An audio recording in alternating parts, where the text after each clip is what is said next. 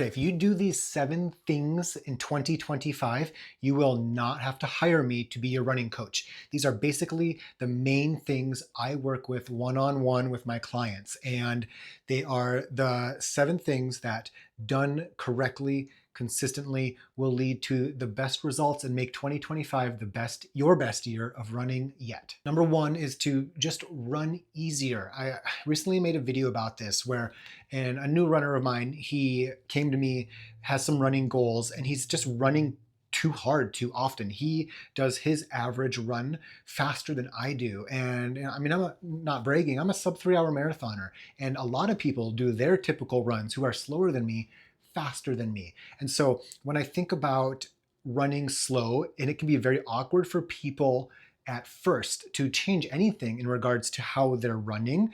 But when I go out and run, I run almost as slow as I possibly can. And how I do this is it's almost like if I go from jogging in place, and you can do this, jog in place, and then you just kind of lean forward and do that same, very easy jogging with a little bit of a forward lean and some forward momentum. I'm running as slow as I possibly can for a lot of my runs. And that allows me to run more consistently, more frequently, longer. I have less fatigue. You will have less fatigue during the runs. You'll have less fatigue after the runs, later in the day, throughout the week, and throughout the entire year of 2025 when you truly master easy runs that are restorative. And just because a run is easy doesn't mean it's not beneficial. The next thing that came to mind was more protein. That is something I've done recently in 2024. I've maybe almost doubled my protein intake compared to the previous years. And that's simply down to cutting up some tofu into some slices, marinating it and baking tofu, and just like having tofu as a snack, or having one protein shake and or one protein bar between meals to kind of bridge that gap between breakfast and lunch and dinner. So I'm not snacking on chips and stuff like that. I'm snacking on protein. One of my clients in Turkey actually mentioned this to me, where she has increased her protein intake and she can feel the difference. She can feel stronger. She feels like her recovery is improved because she's eating more protein. You also need to do strength work. Now, it doesn't have to be it doesn't have to be going to the gym. You don't need any new equipment. Even if you have no equipment, you're fine. All you got to do is 60 to maybe 90 minutes of strength work throughout a week. Now, it can include body weight stuff where you're on your yoga mat, or you're just on the rug in your living room hanging out with your toddler, and you're doing some hip, glute, core work, maybe some squats and some lunges at the top of hill repeats. These are examples from myself and the runners I work with. Plyometrics, just jumping exercises. That's all it takes. It doesn't have to be fancy. It doesn't have to be complicated. You don't need a bunch of equipment. Most of the strength work my clients do, and most of the strength work I do, is a 10 to maybe 20-minute routine 3 to 5 times a week, often with the run, either before, during, or after a run, because you're already in your workout gear, you're already in like exercise run mode. Do some strength work at the top of your hill reps. I often run on the trail up to the lookout, right, a mile that way behind me, and I'll do some plyometrics up there. I've got linked below in this video, I've got links to 3 strength routines. Check them out. They're right on YouTube here. Check them out, follow along, go through them a few times. Then I tell my clients, once you go through them a few times, you can kind of just do them off memory, get them done. Like I said, an hour a week and you're good. Something else that is really fun to do are strides. Now, strides are ways to sprinkle in some speed play into those easy runs we talked about. So I wouldn't do them during like recovery runs where your legs are actively or noticeably like fatigued from the previous day's long runs or from the previous day's strength workouts, which you will be doing. But If it's just an easy run, if it's the day before, like a tempo or a track run, do some strides. And generally, these come in two different ways. The first way to do strides is you can kind of do them all together, where it's like you do a 10 or 20 minute easy jog warm up, and you do a 10 or 20 minute cool down. But then in the middle there, you might do 4 to 10 repeats of 30 seconds. Or if you're on a track, you maybe do one length of the track, 100 meters. And then you might walk jog the rest of the length of the track. Or you can do, often what I have my clients do is a 30-second stride and then a walk jog back to where you started 6 times. It's a nice way to sprinkle in some speed play. The other way that I often do them, and the way that I generally do them myself, is I'll do 1 or 2 15 to 30-second strides per mile. I've been really into doing them downhill on the trail lately, because like that's a rush. When you're running downhill, you're dipping and dodging on rocks and you've got the wind blowing by you. And if it's cold outside, your eyes start to water because it's so cold and you got the wind coming at you. That's fun. And I like to have my clients do the strides once or twice per mile on an uphill or a downhill during that mile. So if you do them downhill, you work on your leg turnover speed, you work on your quad strength from running downhill. If you do them on an uphill, you work on your hip drive, you work on your calf strength, for example. And so it's kind of also, if I'm honest, a nice way to increase the speed of your easy run with strides. Because if you do a 30-minute run and you do some strides, you're only really running not easy for 3 minutes maybe. And feel free to walk after these strides to catch your breath.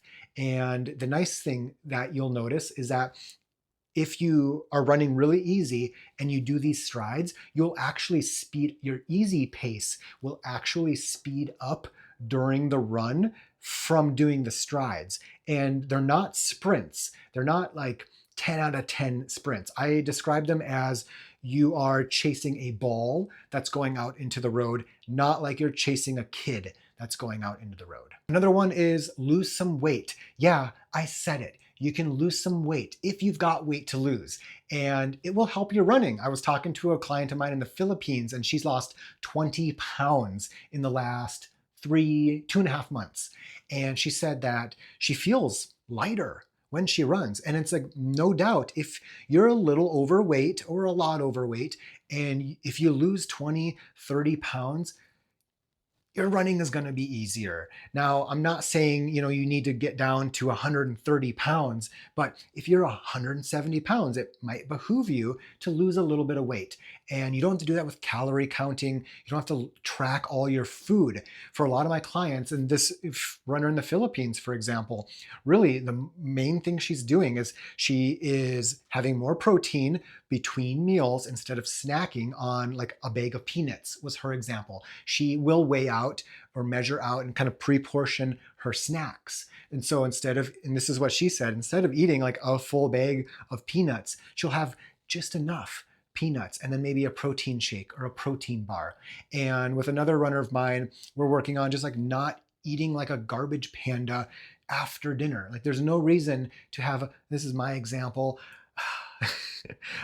like there's no reason for me to have a can of pineapple slices after dinner. Like it just doesn't make any sense. I'm just bored laying around.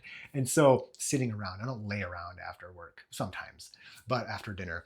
But improving your snacking, having more protein, portioning out, like I portion out my leftovers before we eat. That way I don't go back for seconds or thirds during a meal. And so cleaning up your diet, just improving your habits around eating a little bit. And over time, over a few months, losing 10 to 30 pounds, it will make a difference with your running.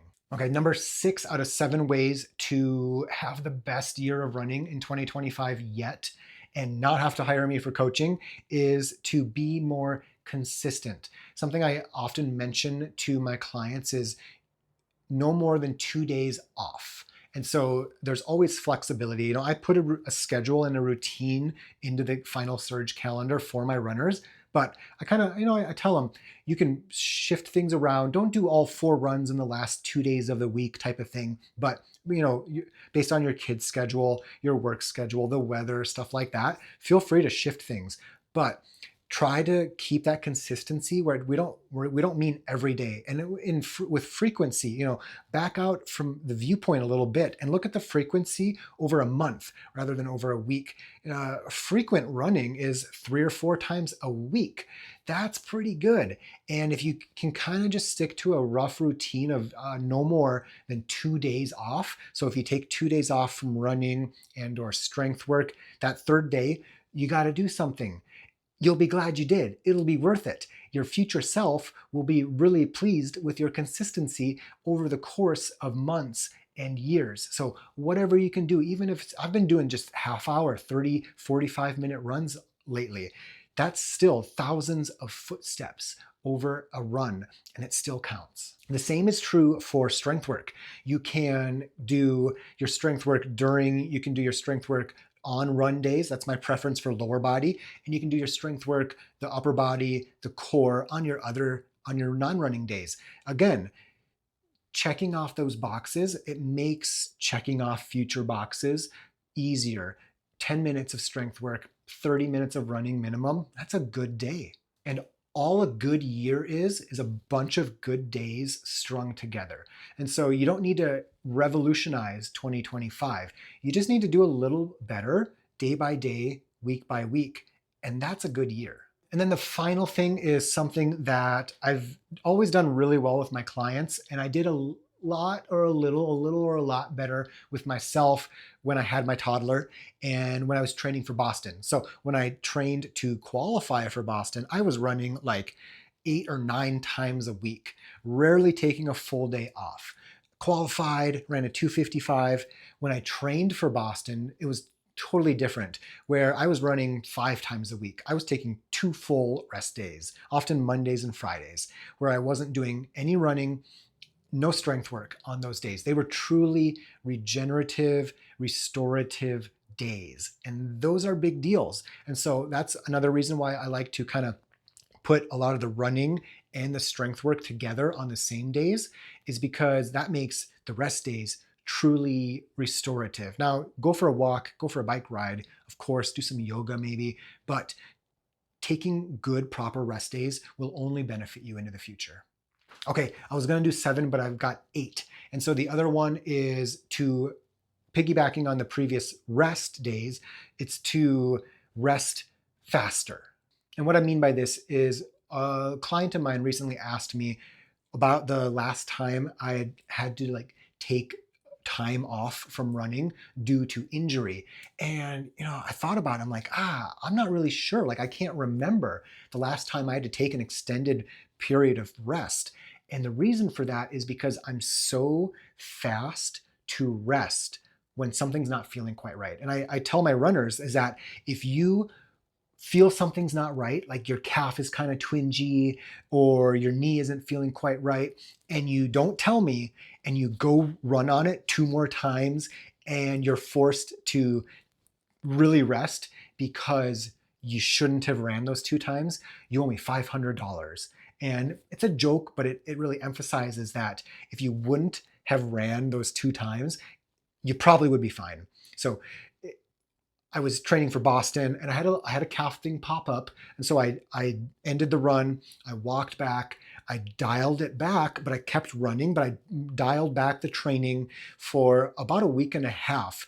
And then I was fine after that. And I can't say for sure, but I'm 99% certain if I would have tried to stick with the schedule for even 2 more runs, even maybe 1 more run the next day, I probably would have actually gotten a full-blown injury. And who knows how long that would have taken to recover from. It's always better to dial it back, proactively rest for 3 days, and then be fine, versus try to run and then have to reactively rest for who knows how long, because you're thinking to yourself, I wish I would have rested a little better. And it sucks to be that runner and you're thinking, I wish I wouldn't have gone out for that run. Because if you wouldn't have, you probably would be fine. And It's hard to do. But again, I tell my clients, if you get hurt and you can't run, I'm out of a job. And so if you tell me something isn't feeling quite right, I'm going to tell you to take the next 2 days off, do some strength work, go for some walks, do some yoga, but no running. That third day, if you feel fine while walking, you can do the hop test. If it's a lower body thing, you can do the hop test. If you can hop and jog on it in place on one leg with confidence and without discomfort, you can probably go for an easy 30-minute walk jog. If you pass that test, we're probably good to go. So if you do these things in 2025, I promise you it can be the best year of running yet for you.